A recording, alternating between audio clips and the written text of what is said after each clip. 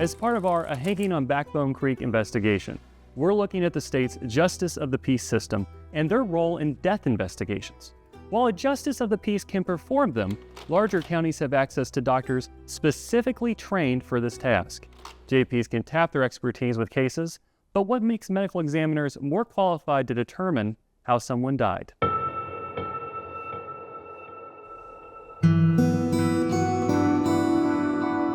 This is science. I mean, it's terribly difficult, right? Hi, my name's Gary Prokop. I'm with the American Board of Pathology. We certify individuals after they've completed training in pathology or the subspecialties of pathology.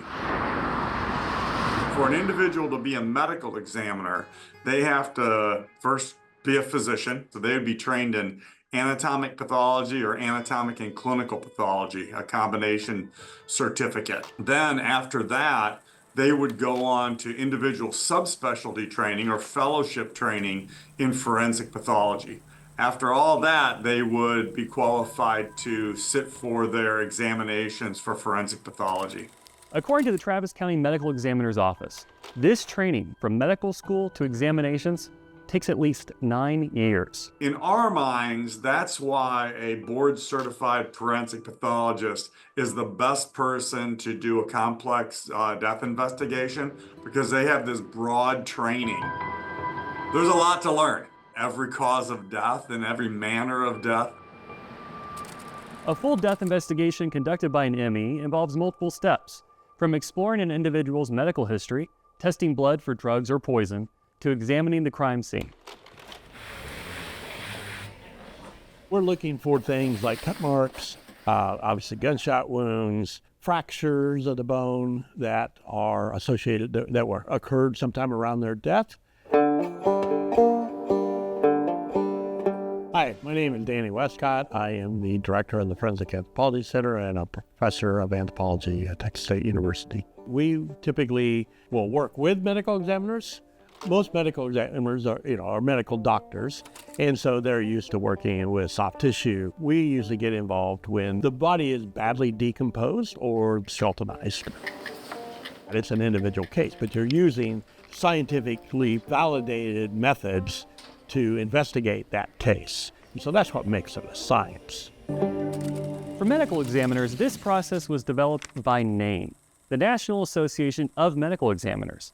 These standards were approved by members of the association and are used in autopsies across the country. So like if I say that the individual is female, I'm not just saying it's female, I could actually give you how confident I am in that. So I could say, in this case, I'm like 95% sure that this individual would be a female versus just, it's like 50-50 guess. Part of the scientific process is actually having the methodology to be able to give those statistical confidences. That investigation could go down something that's, unique to forensic pathology, something like a suicide or a homicide, or it could go down a natural death pathway. If a area can only afford a justice of the peace or a coroner, then you really would want to make sure that that individual knew when to call for help. As a matter of fact, it's not uncommon for me to get a photograph from a justice peace that says, we just came onto the scene, there's bones, is it human? And as far as I know, I've never seen a justice peace that wouldn't have called somebody in that they think is an expert. If you had a complicated case with somebody actually trying to cover up a murder, make it look like a suicide, something like that, you'd really want to have somebody who is trained in that subspecialty. But medical examiners are in limited supply. Only 14 of 254 counties have them, though there are also some private services. NAME tells us there are likely only around 750 practicing forensic pathologists nationwide. And that's part of the reason their expertise can cost a lot. While JPs in other counties can tap them for autopsies, we learned it can cost up to $4,700 per body, and that's straight out of the county's budget. For more details, go to this project on KXAN.com. Eric Hendrickson, KXAN Investigates.